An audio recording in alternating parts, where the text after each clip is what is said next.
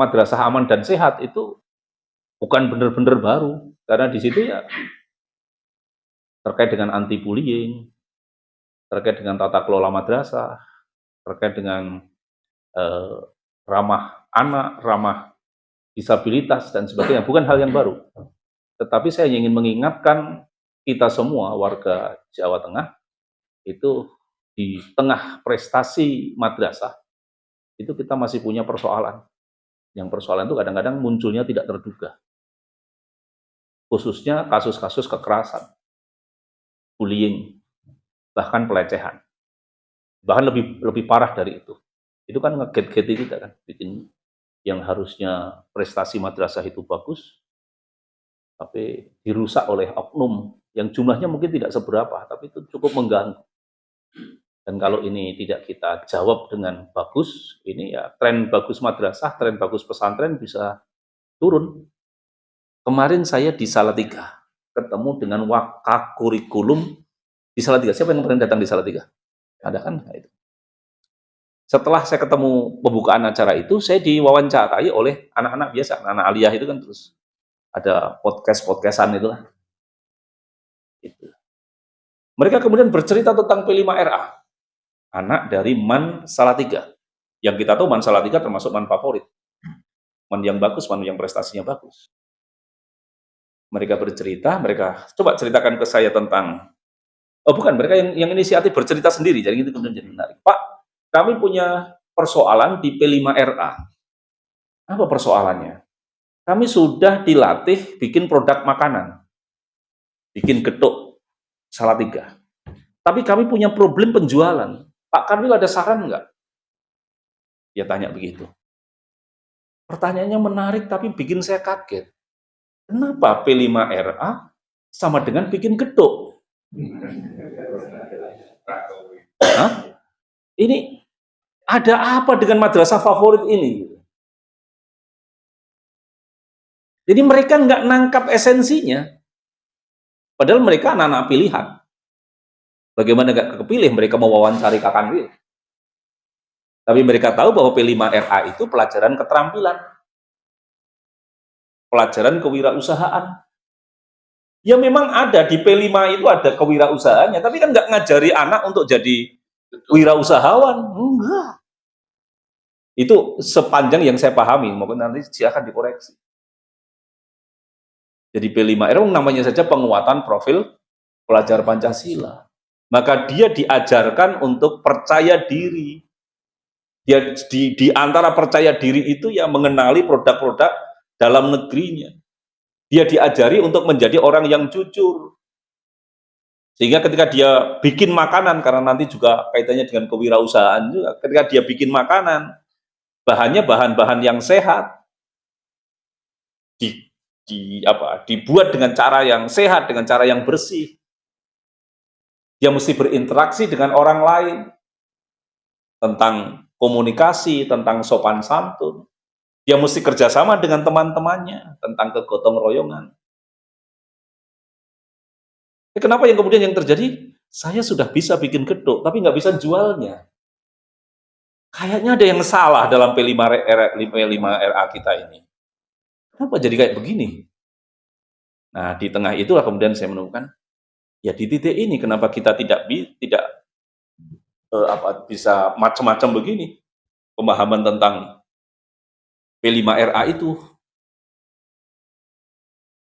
Muncullah gagasan saya terkait dengan pertumbuhan ekonomi yang tinggi itu, maka diperlukan karakter generasi muda yang notabene mereka adalah pemimpin-pemimpin masa depan, karakter berwawasan kebangsaan yang baik, cinta tanah air, dan wawasan keagamaan yang moderat.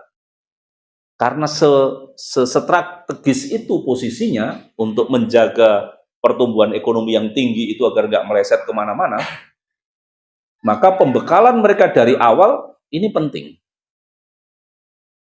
Artinya pembinaan mereka kita jaga dari awal, dari mungkin sejak usia MTS mungkin begitu. Itu penting. Dan salah satu cara menjaganya dengan P5RA itu. Di tengah berlangsungnya P5RA, muncullah mata pelajaran Pancasila. Bener ya? Apa namanya? Pendidikan Pancasila. Pendidikan Pancasila. Nah, begitu juga ketika saya melihat ada fenomena seperti itu, dan saya cek di beberapa tempat, ternyata juga beberapa guru tidak terlalu paham. Saya tanya, dari mana Anda tahu P5RA? Belajar online, apa namanya? Diklat online. Diklat apa namanya? Nah, itu. Diklat pintar. Nah, dengan online itu ya. Dan kita tahu online itu bagi yang semangat ya, bagi yang memang dia pembelajar betul ya bisa efektif. Tapi bagi yang gampang ngantuk itu ya susah juga gitu. Jadi ketika kita masih menggunakan KMA 347, Nyun Sewu saja itu di Man 25 sudah melaksanakan 3 tema, kearifan lokal, kemudian bangunlah jiwa dan raganya, kemudian yang satu kebinekaan. Itu kita nyusun modul sendiri, Pak. Jadi Nyun Sewu dari Jakarta belum ada. Jadi kita nyusun modul seperti ini. Kenapa kita susun? Karena ini adalah sebagai materi untuk disampaikan ke anak. Jadi kalau misalkan kita nggak nyusun modul, nah terus kemudian materi apa yang harus kita sampaikan ke anak? Sehingga kita bikin tim. Yang ada ini apa? Pedoman modul ini apa? Ada kisi-kisi apa di? Nah itu yang belum ada juga. Jadi ini murni bayangan kita sendiri. Nggak ada panduannya. Nggak ada panduan. Kita hanya. Jadi yang dimaksud kearifan lokal itu kita hanya meraba, misalkan kearifan lokal. Ya oke lah kita ngangkat budaya Banyumas. Karena kita di Banyumas. Entah itu dari sisi kesenian, entah itu dari sisi makanan. Jadi ini murni pikiran orang Mandua. Itu murni, dan di situ nanti kita terbitkan, kemudian kita publikasikan di perpustakaan. Jadi di situ sudah tercantum tim. Tapi mungkin karena kurikulum merdeka, jadi Anda merdeka aja menerjemahkan ini. Begitu kira-kira. Jadi kita ketika membuat modul, seperti tadi sudah disampaikan oleh Bapak, tidak ada modul yang pasti seperti apa sih yang dimaksud dengan P5 dengan 7 tema. Ada kewirausahaan, maka muncul membuat kedok, kemudian ada kearifan lokal, kemudian ada berekayasa dengan teknologi, kemudian suara demokrasi. Setiap sekolah kita mengumpulkan, Bapak Ibu guru punya pemikiran yang berbeda-beda, Pak. Oh, kalau tema demokrasi berarti anak-anak disuruh nanti kayak semacam membuat ketika ada pemilihan OSIS, ada anak yang disuruh membuat nanti kamu pura-pura jadi anggota memilih KPU. Jadi ini KPU-nya, kemudian kamu jadi begitu, seakan-akan kita mengadopsi itu. Jadi berlatih mengajak anak itu berarti berdemokrasi, kemudian ada pemilihan langsung, kemudian bagaimana membuat struktur organisasi kayak KPU-an begitu. Sementara kita ya karena pemikiran kita ya sesuai dengan bayangannya masing-masing, Pak. Sama ketika kewirausahaan, mungkin anak diajak karena kita kearifan lokal kita kan geduk nih, kemudian kita punya soto Sokaraja, kita punya mendoan.